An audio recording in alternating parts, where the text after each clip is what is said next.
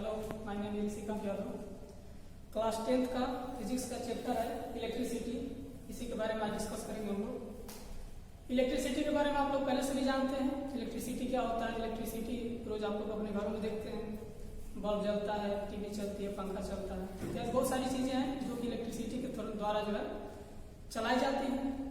तो यहाँ पे इलेक्ट्रिसिटी चैप्टर में स्टार्ट करेंगे एक टर्म से जिसका नाम है इलेक्ट्रिक चार्ज। ठीक है, तो इलेक्ट्रिक चार्ज क्या होता है इसका डेफिनेशन पहले देख लेते हैं। ठीक है, electric charge is the physical property of matter, यानी किसी मैटर का ये फिजिकल प्रॉपर्टी होता है जिसकी वजह से क्या होता है, that causes it to experience a force when placed in an electromagnetic field, यानी कि ये किसी मैटर का फिजिकल प्रॉपर्टी है जिसके वजह से अगर उसे किसी इलेक्ट्रोमैग्नेटिक फील्ड में रखा जाएगा तो एक फोर्स का अनुभव करेगा, एक फोर्स को एक्सपीरियंस करेगा ये।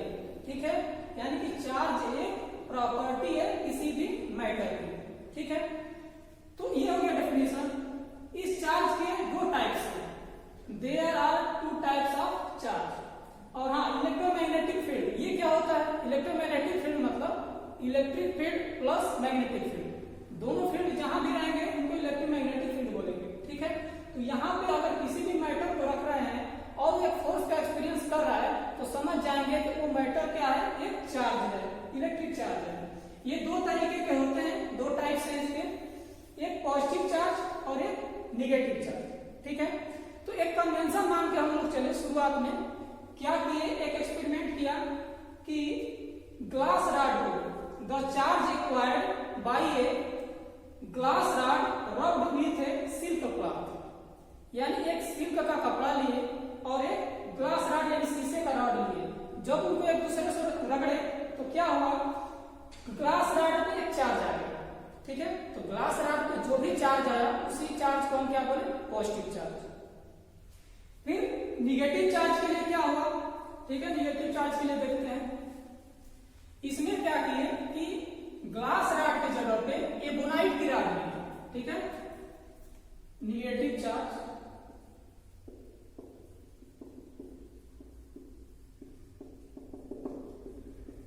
The charge acquired by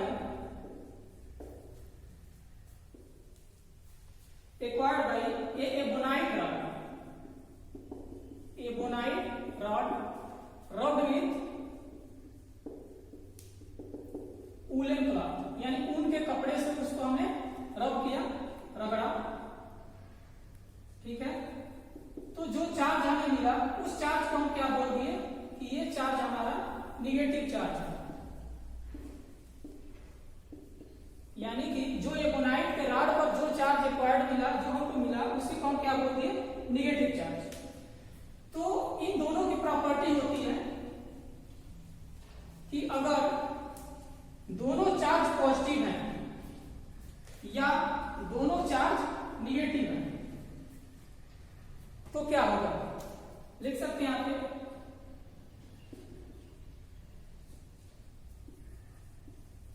same charges repel each other, यानी कि अगर दोनों के दोनों हमारे पॉजिटिव चार्ज हो गए, जैसे यहां हमने एक पॉजिटिव चार्ज बनाया, यहां भी एक पॉजिटिव चार्ज बनाया, प्लस क्यू कर दिया, तो एक दूसरे को ये क्या करेंगे, दूर ढकेलेंगे यानी रिपेल करेंगे। ठीक है, यहां रिपल्सन होगा इन दोनों के बीच में, इन दोनों के बीच में रिपल्सन होगा। लेकिन अगर यही मान लीजिए कि चार्ज अपोजिट हो गए, यानी कि एक चार्ज हमारा प्लस है और एक हो गया माइनस, तो क्या होगा, एक दूसरे को अट्रैक्ट करेंगे। ठीक है, जैसे मान लीजिए प्लस बना दिया, एक माइनस बना दिया, तो एक दूसरे को क्या करेंगे, अट्रैक्ट करेंगे। ये इसको अपनी तरफ खींचेगा और ये दूसरा अपनी तरफ खींचेगा, यानी कि जब अपोजिट चार्ज हुए तो अट्रैक्ट कर रहे हैं और सेम चार्ज हुए तो रिपेल कर रहे हैं। ठीक है, ये हो गई चार्ज की बात कि चार्ज का डिफिनेशन क्या होता है, पॉजिटिव चार्ज कैसे मिला, कन्वेंशन हमने कैसे लिया, और निगेटिव चार्ज कैसे लिया।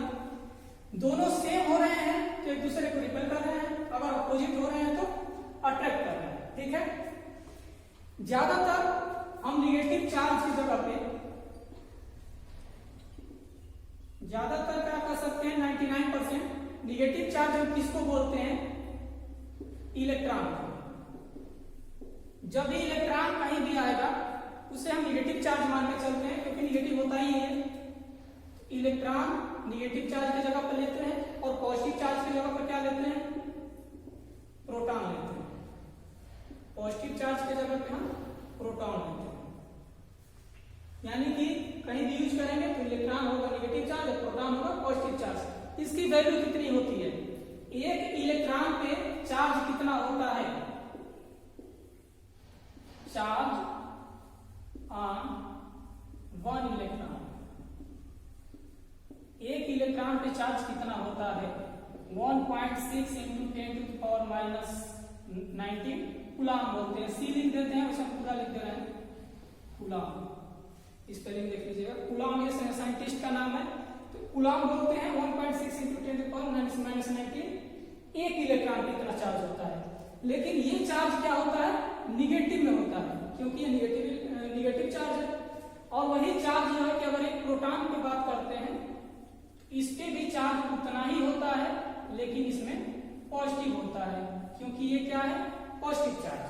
ठीक है, तो एक इलेक्ट्रॉन पे चार्ज हो गया, एक प्रोटॉन पे चार्ज हो गया। इलेक्ट्रॉन को हमने निगेटिव लिया, प्रोटॉन को पॉजिटिव लिया। ठीक है, अब नॉर्मली मान लीजिए कि कोई भी चार्ज है। ठीक है, किसी भी पार्टिकल पे, किसी भी एटम पे हमने बताया कि कोई चार्ज है, तो किसी भी चार्ज को हम इलेक्ट्रॉन के चार्ज के मल्टीपल में लिख सकते हैं। यानी ये लिख सकते हैं any charge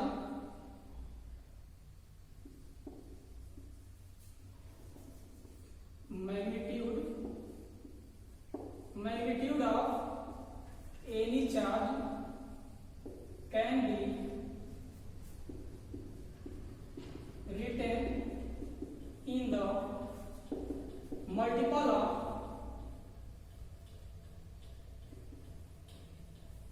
charge on one electron। ठीक है, यानी किसी भी चार्ज को हम एक इलेक्ट्रॉन के मल्टीपल में लिख सकते हैं। मल्टीपल यानी क्या? 1 से मल्टीप्लाई करके, 2 से, 3 से, 4 से एंड सो ऑन। किसी भी नेचुरल नंबर से मल्टीप्लाई करके लिख सकते हैं।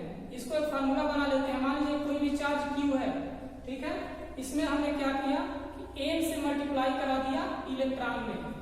एक इलेक्ट्रॉन पे जितना चार्ज होता है उसमें हमने n से मल्टीप्लाई करा दिया, तो ये n का मल्टीपल हो गया। ठीक है, n कुछ भी हो सकता है। n equal to 1, 2, 3, 4 and so on, infinite का कुछ भी हो सकता है। इनके टर्म्स में हम लिख सकते हैं किसी भी चार्ज को। तो एक फार्मूला हमारा मिल जाता है Q equal to n into E। ठीक है, जहां पे E क्या है? Where E equal to 1.6 into 10⁻⁻19। इसकी वैल्यू हमेशा हम इतना लेकर के चलेंगे और यहाँ पे माइनस लगा देंगे, क्योंकि ये निगेटिव चार्ज होता है। ठीक है, तो इस पे एक दो क्वेश्चंस कर लेते हैं। ठीक है, कुछ न्यूमेरिकल्स कर लेते हैं, उसके बाद आगे बढ़ेंगे। Q इक्वल टू N पे कैसे कैसे न्यूमेरिकल आ सकते हैं। ठीक है,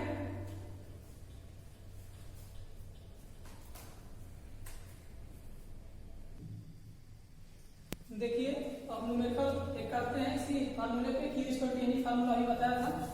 तो पहला न्यूमेरिकल देखिए, calculate the number of electrons in 1 coulomb of charge.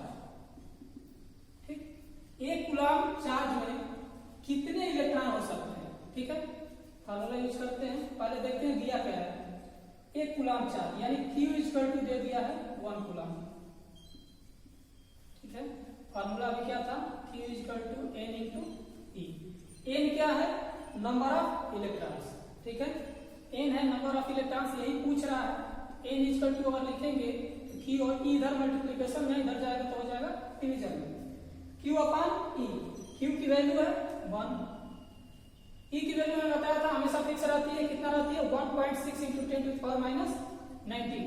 तो 1.6। अब इसको सॉल्व कर लेना है, जितना भी आएगा हो जाएगा नंबर ऑफ इलेक्ट्रॉन। कैसे करेंगे? नीचे माइनस है, इसको ऊपर ले जाएंगे तो क्या हो जाएगा? +19, नीचे बचा 1.6। इसमें से एक 10 बाहर ले लेंगे, ये हो जाएगा 10 की पावर 18, 1.6। अब जब इसको डिवाइड कराएंगे तो आएगा लगभग, अप्रॉक्सीमेट कर देते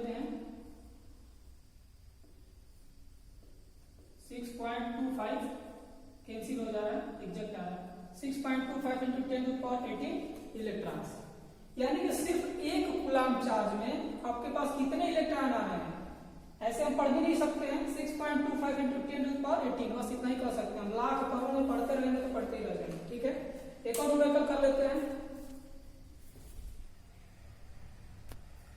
चलिए देखते हैं दूसरा न्यूमेरिकल। इसमें क्या कर रहा है, find the amount of charge on an atom which contains 5 into 10 to the power 18 electrons. ठीक है, तो अभी पिछले क्वेश्चन में हमें यह बताना था कि कितने इलेक्ट्रॉन्स होंगे एक कूलम चार्ज में। अब यहाँ पे नंबर ऑफ इलेक्ट्रॉन्स दे दिया है, इतने इलेक्ट्रॉन्स हैं तो उस एटम पे चार्ज कितना हुआ। ठीक है, तो n इक्वल टू दिया हुआ है 5 into 10 to the power 18। ठीक है, फार्मूला है Q equal to n into E। n की वैल्यू रख देते हैं, E की वैल्यू हमें पता है 1.6 into 10 to the power -19। इसको सॉल्व करेंगे 16 ये 8 हो जाएगा, इसको सॉल्व करेंगे तो -1 बच जाएगा। ठीक है, कैसे होता है, पावर ऐड करते हैं, पावर ऐड करते हैं 18 और -19, 8 into 10 to the power -1 यानी कि 0.8 गुना। यानी कि यहाँ पे नंबर ऑफ इलेक्ट्रॉन्स दे दिया था n, E की वैल्यू हमें पहले से पता है, n into E कर दिए तो Q की वैल्यू निकल गई। यही Q चार्ज हमें बताना था, कितना आया 0.8 कूलम। ठीक है,